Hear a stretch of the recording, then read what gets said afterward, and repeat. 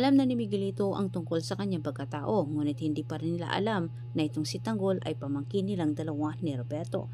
Samantala, bibigyan na ng linaw ni Fatima ang tungkol sa mga ibinibintang ni Rigor at mga gerero dito kay Tanggol na ito umano ang dumedo kay David. Saksi si Fatima sa ginawa ni Miguelito kay David at dagdag pa nitong narinig ang tungkol sa pagkatao ni Miguelito.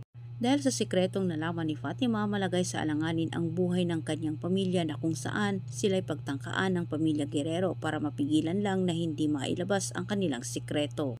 Pinapatahimik ni Miguelito ang pamilya ni Fatima kahit pinaratatan ito ng kanyang mga tauhan, ngunit sa kasamang palad hindi naman muli nagtagumpay itong si Miguelito.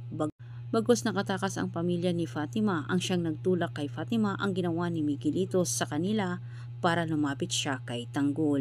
Ikwento ni Fatima sa kanyang mga magulang ang dahilan at alam niya na ang mga gerero umano ang nasa likod ng pangraratat sa kanila. Sinabi ni Fatima kalapaing na hindi na umano nila patagalin pa, kailangan na umano nila makausap itong si Tanggol dahil si Tanggol ang umano ang tanging makakatulong sa kanila laban sa mga gerero at masabi umano nila kung sino ang totoong dumedo kay David.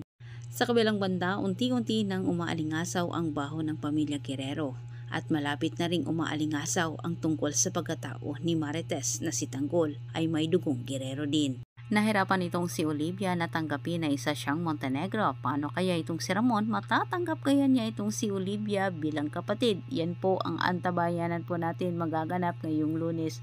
Maraming salamat sa panonood at huwag kalimutang mag-subscribe.